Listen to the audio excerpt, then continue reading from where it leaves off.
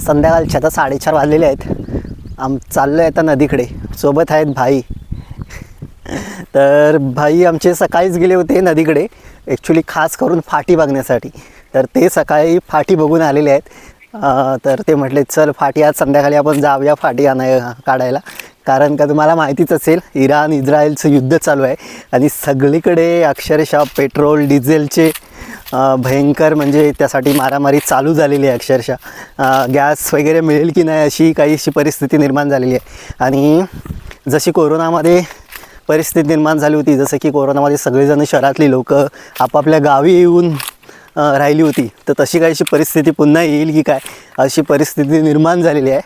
तर आमचे भाई पण म्हणतात की आमच्याकडून फाटी यावर्षी अजून काढलेली नाही आहे. तर आता मार्च महिना चालू आहे, तर अजून काय सरपंचासाठी जी फाटी लागतात ती काय आम्ही अजून काढलेली नाही आहेत. तर ते भाईनाच मोठा प्रश्न पडला आहे की आता जर या मार्चमध्ये काढली नाही तर मग खूप लेट होईल. तर म्हणून ते सकाळचे आता रोज आणि युद्धाच्या बातम्या ऐकतात ना, तर ते रोज आता 4-5 दिवस रोज रानामध्ये जाऊन गोळी आणायला लागलेत थोडे थोडे. त्यांना जमेल तेवढं. म्हणजे भाईने आमच्या लई सिरियसली घेतलेलं आहे ते. मग आणि आज सकाळी गेले नदीकडे, त्यांनी फाटी थोडीशी गोळा केली आणि थोडंसं घेऊन पण आले. मला म्हणतात चल आज आपण संध्याकाळी जाऊया, फाटी थोडी काढूया. म्हटलं ठीक आहे, म्हटलं चला जाऊया. तर बोलत होता आपण इराण इस्रायलचं युद्ध.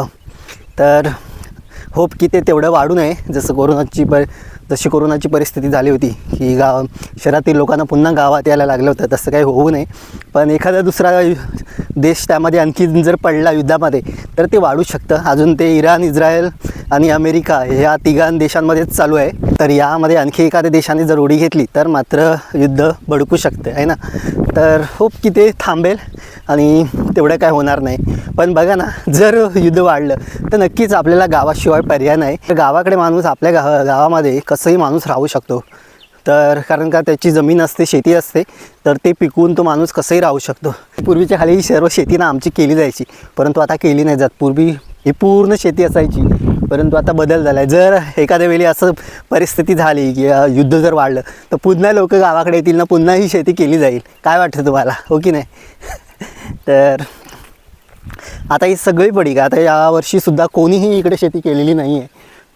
अगदी 4 वर्षापूर्वी ही शेती पूर्ण म्हणजे इथपर्यंत करायची. आता 4 वर्षापूर्वीच ही बंद झालेली आहे. कारण 4 वर्षापूर्वी थोडीफार लोकं होती आणि एक शहरांमध्ये जायला लागलं, तर मग पूर्ण आता थांबून गेलेलं आहे.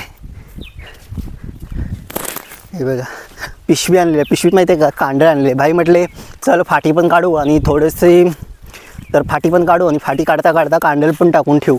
मग थोडेसे मासे भेटले तर मासे पण घेऊन जाऊ. म्हटलं ठीक आहे चला. तर आलेलो आहोत आपण आता नदीवरती. ज्याने बघितली नसेल आमची नदी तर तुम्हाला दाखवतो. ए बघा नदी. पाणी तसं इकडे कमी असतं, या डोहामध्ये पाणी कमी आहे. अगदी वरपर्यंत गेलो तरी पाणी कमी आहे, म्हणजे 5.5 फुटापर्यंतच पाणी आहे. भाई बघा आमचे कुऱ्हाड वगैरे घेऊन कसे खांद्यावरती लाकूड तोड्या.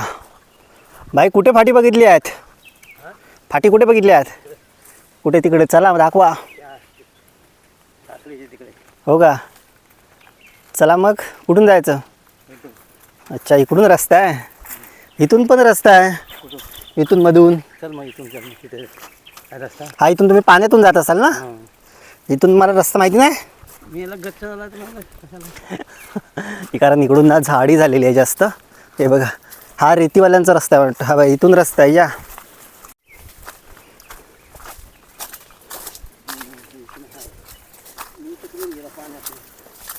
पाण्यातून ही आता वाढली शरणीची झाडी. कोण जास्त येत नाही ना, तोडत नाही. बघितलीत किती झाडे झाले, रस्ता राहिला नाही. जांभळीची झाडं भरपूर झाली, जांभळी, शरणीची. हे बघा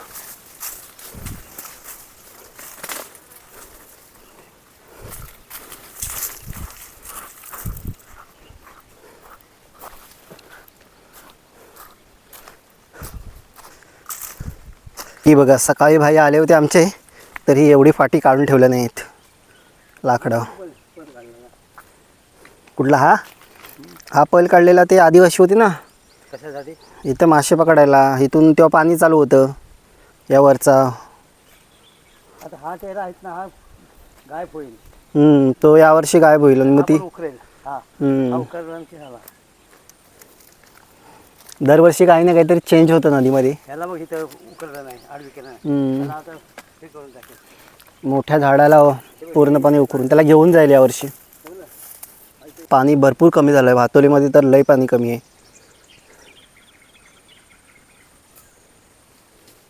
मासा तर काय दिसत नाही साखलीला, एक मला दिसत नाही. एक पण मला दिसत नाही. हम्म. टाकून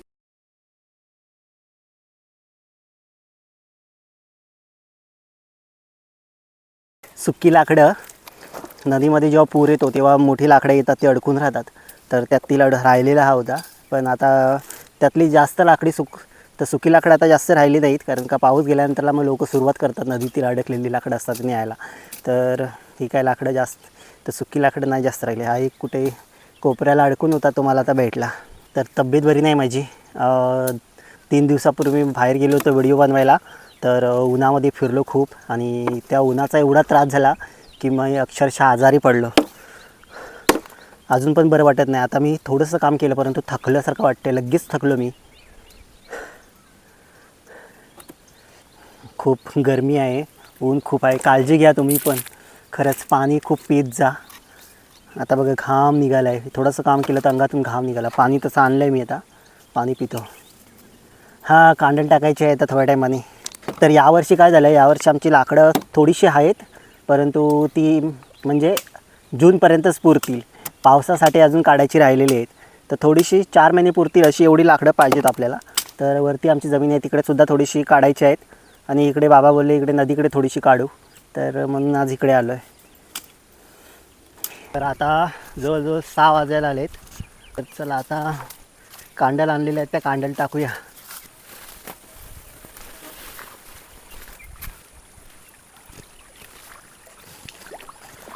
हे बघा बारीक बारीक मळ्याचे मासे दिसत आहेत.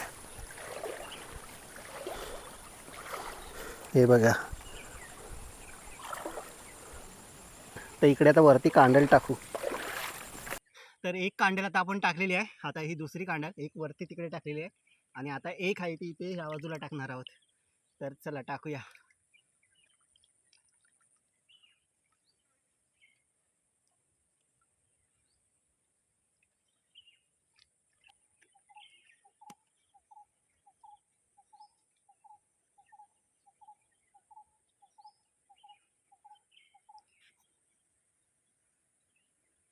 तर बघा कांडल काढून झाल्यात आणि मासे पण साफ करून घेत आहेत भाई नदीवरतीच.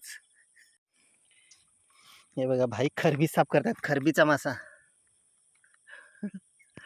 मोठाच आहे बऱ्यापैकी आहे. भाई किती भेटले एकूण? पाव किलो आहेत नक्की? होते पाव किलो. हे बघा.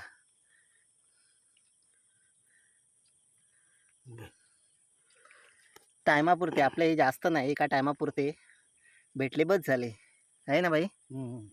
गावाकडचं जीवन असं असतं. टायमापुरते आणायचे, जास्त नकोत.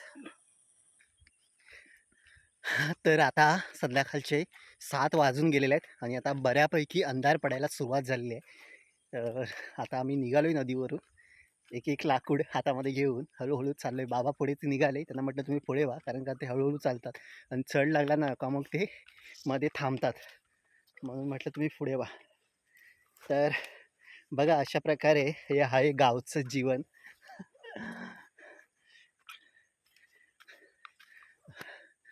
बघा कुठेही गेलो शेतावरती असं कामाला लाकडं वगैरे तोडायला, तर नदीवरती गेलो तर टायमापुरते म्हणजे 4 माणसांपुरते 4 ते 5 माणसांपुरते टायमापुरते मासे नक्कीच मिळतात, कांडल वगैरे असेल तर. तर आजचा हा एक असाच छोटासा व्हिडिओ. म्हटलं चला जातोय नदीवरती तर तुम्हाला पण जरा फिरून आणूया आहे ना गावाकडे. जी लाकडं आम्ही काढली ती थोडी ओळी आहेत, तर ती आता सुकायला टाईम लागेल, मग 10-15 दिवस जातील. त्यानंतरला मग ती घेऊन येऊ. तर तशी लाकडं आहेतच. तर चला मंडळी, अशीच भेटत राहणार आहोत आपण गावाकडच्या नवनवीन व्हिडिओमध्ये. तर पुन्हा भेटू अशाच एखाद्या नवीन व्हिडिओमध्ये. तर स्वतःची काळजी घ्या, आपल्या कुटुंबाची काळजी घ्या आणि सगळ्यात महत्त्वाचं आहे ते हॅपी राहा. चला तर बाय.